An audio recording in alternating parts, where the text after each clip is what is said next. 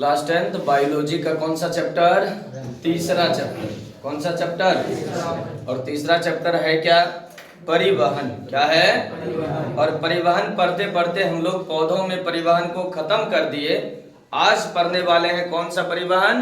जंतुओं में परिवहन के जो 3 प्रमुख अवयव हैं उनमें सबसे प्रमुख अवयव है पहला रक्त परिवहन तंत्र। क्या है?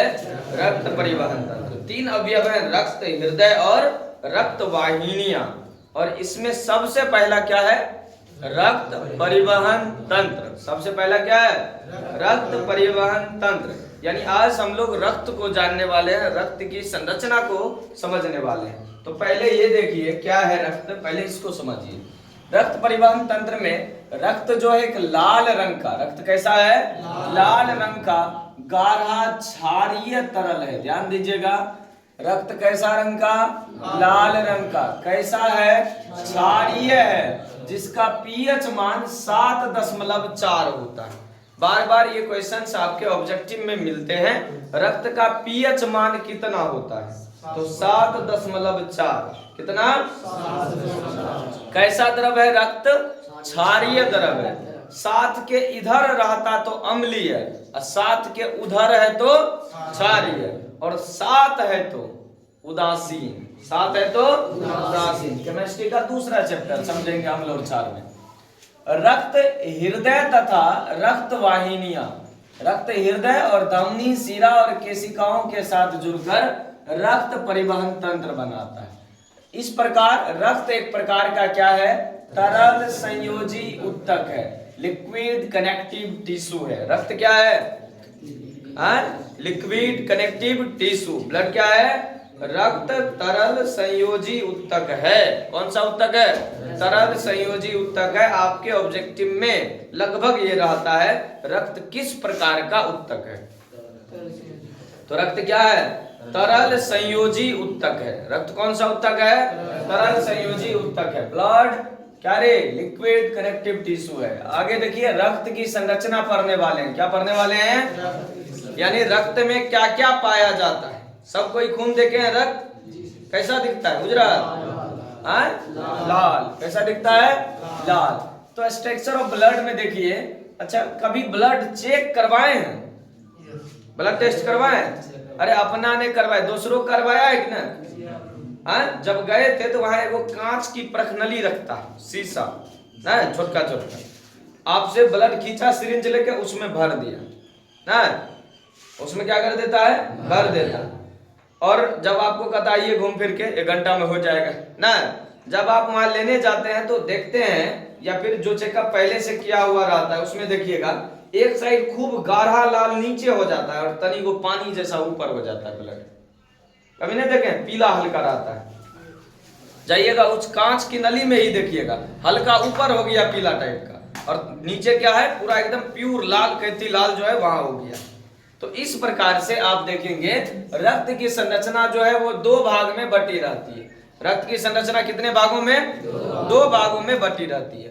पहले भाग का नाम है तरल भाग। क्या नाम है? तरल भाग। और दूसरे भाग का नाम है ठोस भाग। क्या नाम है? ठोस भाग। तरल भाग यानी कि प्लाविका। क्या? प्लाविका या प्लाज्मा। तरल भाग यानी प्लाविका या प्लाज्मा। ठोस भाग यानी रक्त कोशिकाएं। रक्त कोशिकाएं। तरल भाग कौन सा भाग? प्लाज्मा। ठोस भाग कौन सा भाग? रक्त कोशिकाएं, प्लाज्मा और ब्लड सेल्स। ये 2 अलग अलग भाग हैं किसके? रक्त के। किसके? रक्त के। अब आगे देखिए क्या लिखे हैं। पहला भाग कौन सा है? तरल भाग या प्लाविका या प्लाज्मा, सब एक के है। तो प्लाज्मा क्या है? तो प्लाज्मा हल्के पीले रंग का, प्लाज्मा क्या है? हल्के पीले रंग का चिपचिपा द्रव है। प्लाज्मा कैसा है? तो हल्का पीला रंग का। प्लाज्मा कैसा है? हल्के पीले रंग का चिपचिपा द्रव है। खत्म। प्लाज्मा क्या? हल्के पीले रंग का चिपचिपा द्रव है जो रक्त के कुल आयतन का 55% भाग है। कितना है? यानी कि हमारे शरीर में यदि 5 लीटर खून है, वैसे होते ही हैं 4 से 5-6 लीटर तक, तो 5-6 लीटर जो खून है उसका 55% रक्त में क्या है? प्लाज्मा है। क्या है? तरल भाग। क्या है, कितना प्रतिशत? 55%। रक्त के कुल आयतन का 55% भाग प्लाज्मा है, इस बात का ध्यान रखिएगा। ऑब्जेक्टिव के दृष्टिकोण से काफी महत्वपूर्ण है ये सब। अब प्लाज्मा की संरचना में कभी कभी पूछता है प्लाज्मा की संरचना को लिखा, तो प्लाज्मा में 90% जल पाया जाता है। कितना प्रतिशत? 7% प्रोटीन। कितना प्रतिशत प्रोटीन? 7%। और लगभग 1% अकार्बनिक लवण। कितना? लगभग 1% अकार्बनिक लवण, 0.9%। इसके बाद क्या? 0.18% ग्लूकोज पाया जाता है। क्या पाया जाता है? ग्लूकोज। और बचा 0.5% वसा पाया जाता है, और जो बच गया अन्य पदार्थ पाए जाते हैं। अब प्लाज्मा में कुछ ऐसे भी पदार्थ पाए जाते हैं जो सिर्फ जिसके कारण ये पीला होते हैं, जिसके कारण ये क्या, इनका कलर हल्का पीला होता है। तो ऐसे जो पदार्थ हैं प्लाज्मा प्रोटीन कहलाते हैं। क्या कहलाते हैं? तो प्लाज्मा में पाए जाने वाले प्रोटीन को प्लाज्मा प्रोटीन कहते हैं। क्या कहते हैं? प्लाज्मा प्रोटीन कहते हैं। किसको कहेंगे प्लाज्मा प्रोटीन? प्लाज्मा में पाए जाने वाले पदार्थ को ना। और ये प्लाज्मा में जो पदार्थ पाए जाते हैं, खास करके ये 7% प्रोटीन, और इसमें 7% प्रोटीन में ये 3 अलग अलग प्रकार के प्रोटीन आपको देखने को मिलेगा। पहला का क्या नाम है? फाइब्रिनोजिन। दूसरे का नाम है प्रोथ्रोम्बिन। और तीसरा एक प्रकार का कार्बोहाइड्रेट युक्त प्रोटीन है जिसका नाम है हिपेरिन। शरीर में भीतर में खून क्यों नहीं जमता? कटने के बाद शरीर के बाहर खून जम जाता है। का है? कोई कारण होगा ना? का है? शरीर के भीतर भी तो खून है। हवा लिए सांस, तो हवा शरीर में खूने पकड़ लेता है ना। ऑक्सीजन को खून पकड़ के ऑक्सीजन हीमोग्लोबिन बना लेता है। ये सब पढ़ चुके हैं। मेन कारण है कि आखिर जो है ये ब्लड शरीर के भीतर क्यों नहीं जमता?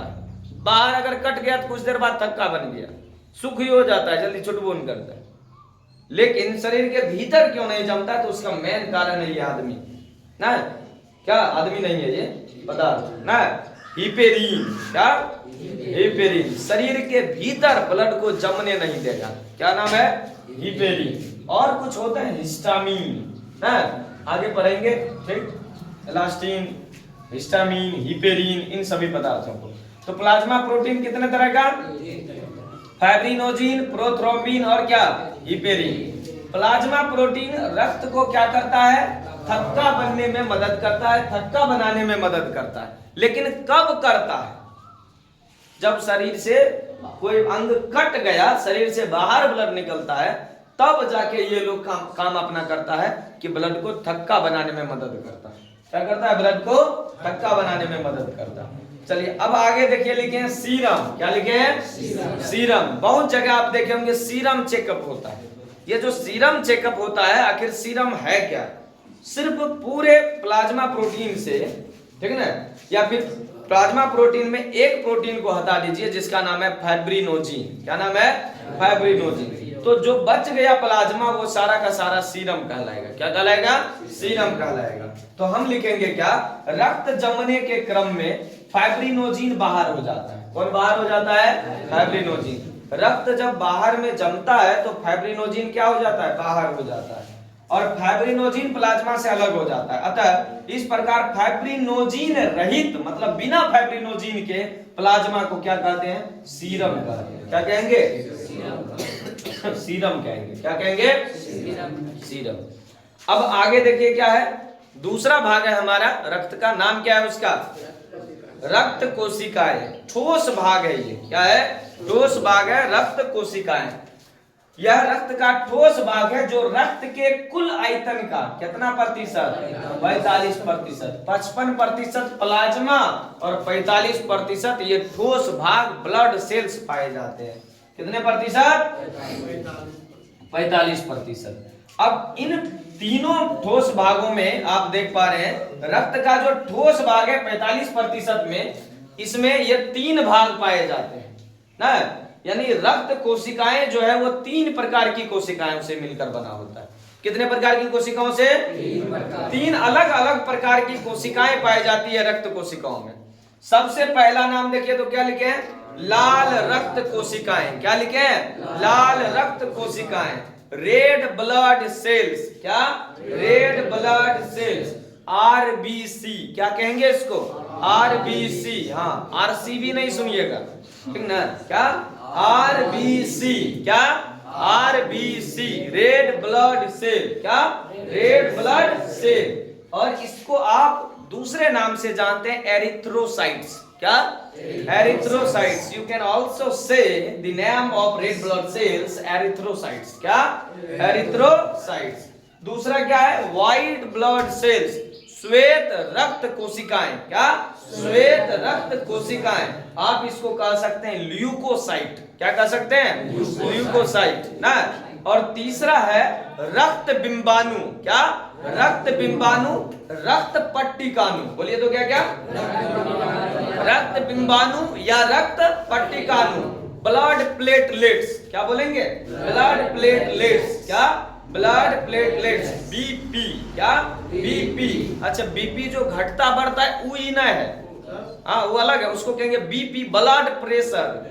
क्या है वो है ब्लड प्रेशर। ये क्या है? ब्लड प्लेटलेट्स, क्या है? ब्लड प्लेटलेट्स, ठीक। बीपी, रक्त बिंबाणु या रक्त पट्टिकाणु। आप इसको कह सकते हैं थ्रोम्बोसाइट्स, क्या कह सकते हैं? थ्रोम्बोसाइट्स, क्या कह सकते हैं? थ्रोम्बोसाइट्स, याद रहेगा। तो इस प्रकार से आरबीसी, डब्ल्यूबीसी और बीपी यानी red blood cells, white blood cells और बीपी, एरिथ्रोसाइट्स, ल्यूकोसाइट्स और थ्रोम्बोसाइट्स, तीनों के अलग अलग हम लोग दर्शन सिर्फ किए हैं। यानी कि रक्त कोशिकाएं ये 3 प्रकार के होते हैं ठोस भाग में। अब इसका जब इलेबोरेशन करेंगे यानी जब इसकी व्याख्या करेंगे तो इसके बारे में बहुत अच्छे तरीके से जान पाएंगे।